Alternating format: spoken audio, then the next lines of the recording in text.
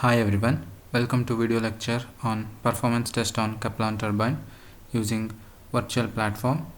Aim of the experiment is to conduct the performance test on Kaplan turbine under constant head conditions and also to plot the operating characteristics of the Kaplan turbine. In this slide we can see the line diagram of the Kaplan turbine. This will explain us how a Kaplan turbine will work graphically. We can see that the parts of a Kaplan turbine here. To name, we have a scroll casing, main shaft, wicket gate, runner blade, then boss, or it is nose cone. Like this, we can see here nose cone. Then it has draft tube. This part is draft tube. This is tail race. This is side view of the same turbine. This is also side view. Both are same device, but representation is from a different source, so it is in a different way.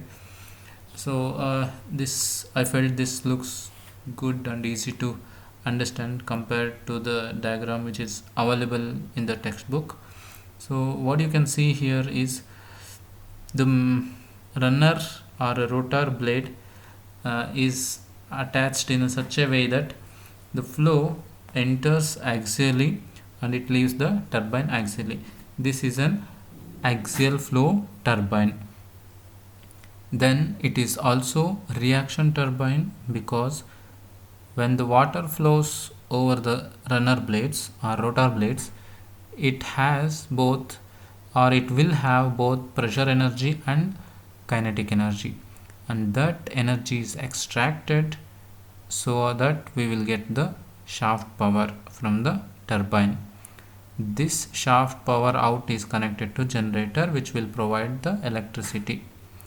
So now the thing what you see here is inlet guide vanes, or it is called wicket gate here. These two are same devices which are stationary blades, and they serve the purpose to maintain proper flow direction, water flow direction, and also it will control water flow rate. We can close or open so that we can make more water to flow or less water to flow depending on the electricity load requirement or depending on the shaft power requirement. So another important part what we have is scroll casing. This is nothing but volute casing which will supply water to the runner blades such a way that it will have almost uniform velocity in all 360-degree direction, or we can say over all these blades.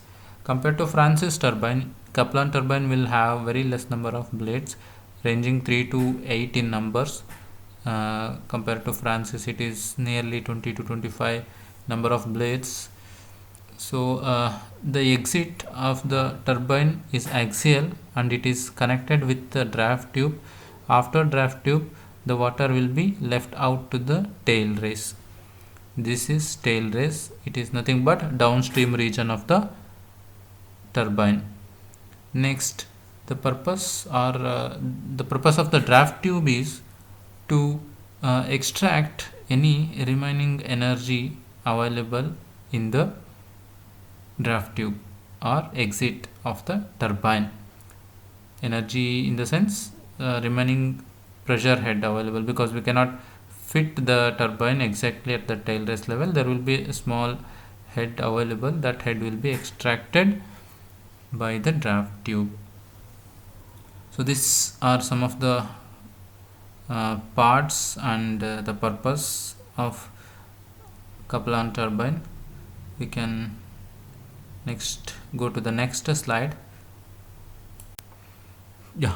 In this slide it's a photograph of a real Kaplan turbine taken from internet source. What we can see here is we can clearly picturize the nose, there are 4 blades. These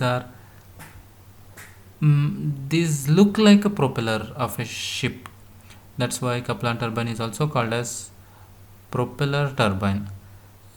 These blades are movable. We can rotate these blades so that it will change its angle with respect to flowing direction. The water flows axially, and these are what you see here. Stator blades are wicket gates. These are wicket gates or stator blades. So when water flows over the blade, it enters blade axially along the shaft, and it leaves the turbine. It enters the turbine axially and it leaves the turbine axially. This is a line diagram of the same turbine. In this slide we can see some of the equation used to calculate the performance parameters of the Kaplan turbine. The graph we plot has input power versus discharge, then unit speed versus unit discharge, unit speed versus unit power, then unit speed versus efficiency. So like that, there are so many parameters which are used to plot the graph. The equations, these equations help us to calculate those parameters. Unit speed is the speed given by the turbine when running under a unit head, and it is calculated using n is equal to k into square root of h. K is a constant. When h is equal to 1, we will get the k value as same as n, so that value will be substituted. Then unit discharge is the discharge of turbine under a head of 1 meter. Q is proportional to square root of h, where h is the head over the turbine. Then unit discharge QU is equal to Q by square root of h. Similarly, we need to get output power is equal to 2.T by 60, where T is torque obtained by brake drum dynamometer, that is W minus S into radius of the brake drum into acceleration due to gravity. We have to calculate unit power. So when h is equal to 1, we will get k as same as p. So it's just a constant value, and to calculate unit power we have equation P is equal to pu into h power 3 by 2.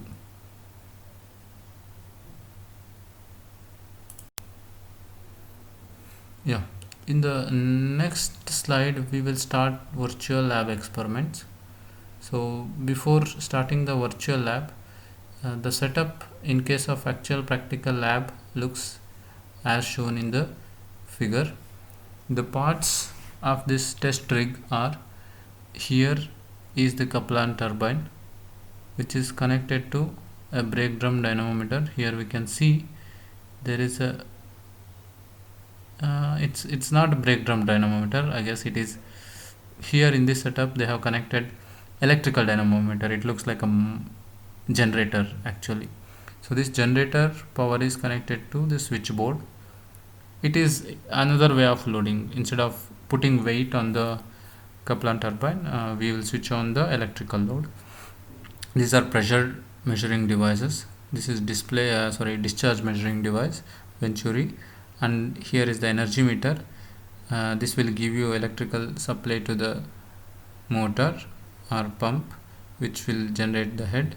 So this is the on and off button, so you can turn on, turn off the turbine anytime.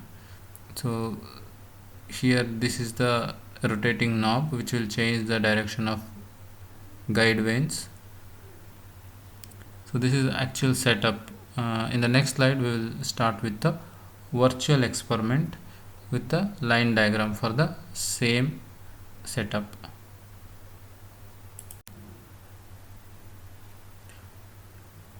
So we will start virtual lab on Kaplan turbine. Yeah, in this slide we can see the virtual setup on to calculate the performance characteristics of a Kaplan turbine. So the parts of the setup goes like this. This part is a Kaplan turbine, and the shaft of this Kaplan turbine is attached to the brake drum dynamometer. This is rope brake drum dynamometer. The purpose of this device is to give you power output measurement, and this is the pump which creates the pressure head which is required to operate the Kaplan turbine. So here is the switchboard. Once the switchboard is on, the pump will pump the water with the required head. We have a valve here. This valve will control the head over the Kaplan turbine.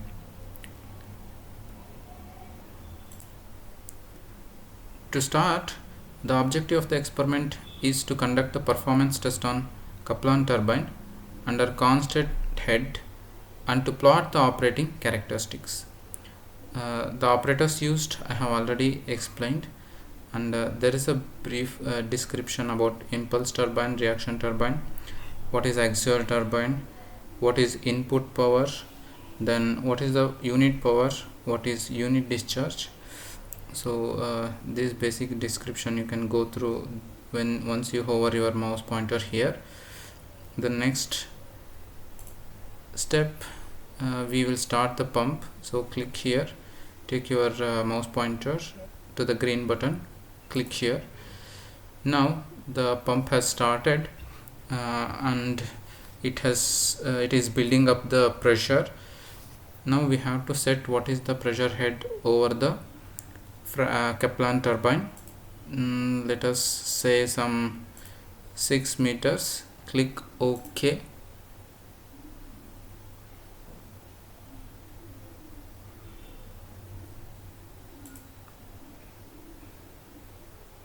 So there's a small question.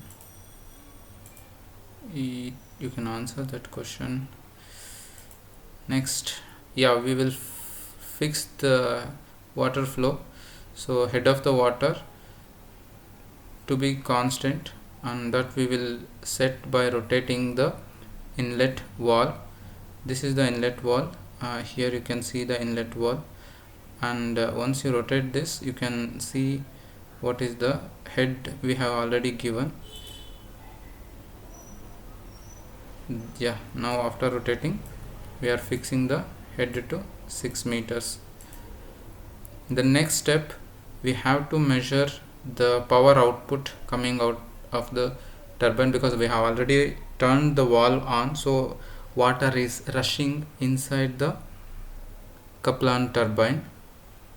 So it is going to generate power now. So that power is already coming out. So here we have a dynamometer, and that will give you the power reading. The radius of the brake drum is 0.15 meters. There is a dead weight on the rope. So with the spring balance reading, we have to calculate torque is nothing but force into perpendicular distance. So we'll multiply the weight kg into acceleration due to gravity, 9.81. Then we will get force acting on the rope, that into perpendicular distance is 0.15, and after calculation we will get the answer. Yeah, here we have substituted the answer. Please calculate and verify the answer. Next, we have to see the RPM, because the equation of output power is 2 pi nt by 60,000, where n is RPM, t is torque. We have already measured torque. N is RPM, or speed, or we can say rotations of the shaft per minute. So we'll take tachometer and we'll measure the speed of the rotor, it's 2750 rpm. Next, actual discharge is to be measured, because we plot performance characteristics for a unit discharge, for unit power, and for unit speed. So to get all these values, we need power as well as discharge as well as speed. The next step, now we are calculating the actual discharge. So this is the equation that we will substitute H value here to get the actual discharge. Head value H is obtained with the help of hook gauge here. Once the water level comes higher than this steady level, we will measure what is the height. So there is an initial reading. This is the initial reading that is at the steady state. Once we switch on the pump, the water start flowing into the tank, so there is a rise in the water level. Here now we have to measure the next water level, so that we'll get the final reading, and the difference between initial reading and final reading is the head of the water on the V notch. So after calculating the actual discharge with the help of head of the water, that is 14 centimeter, we'll substitute the answer. Yeah, here is the answer, that is 0.0474 meter cube per second. Now we have to complete all the calculations, that is we have to complete the performance parameters like input power, output power, efficiency, unit power, speed, and discharge. So we have already discussed about unit power, unit speed, and discharge. So they are non-dimensional terms used to compare the prototype model or to compare the two different turbo machineries of the same kind. Further,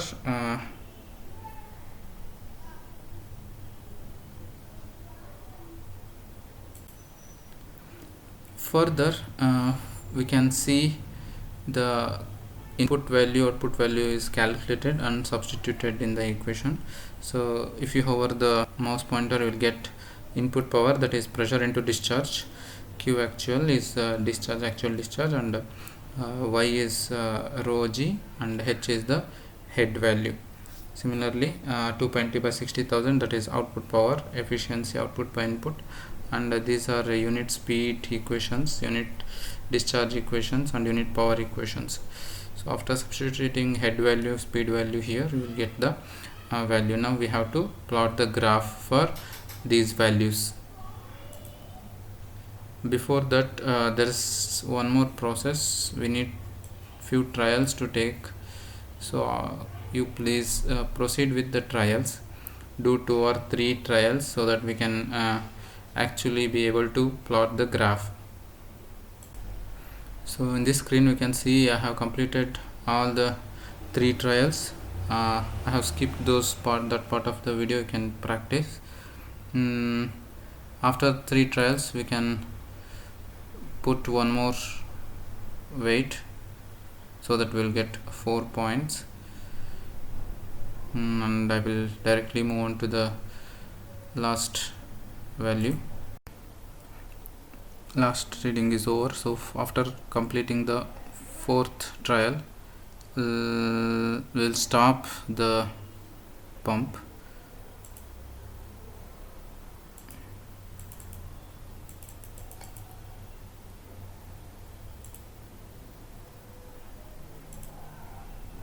Okay, next step is to plot the characteristic curve. So as I told, the characteristic curves are plotted for unit speed along x-axis in all the 3 cases, and we see what happens to the power supply and what happens to the efficiency, and how the unit discharge will come when we change the unit speed. So to start with, we can see that with the speed increasing, the power output coming out of the turbine is coming down. Similarly, the efficiency of the Kaplan turbine is also coming down slowly after unit speed from 1000 to 1100 rpm. So similarly, if we see the unit discharge with the increase in unit speed, we can see that there is a increase in unit discharge in terms of cm cube, meter cube per second. So like this we can perform the virtual experiment on Kaplan turbine, and we can plot the characteristic curves.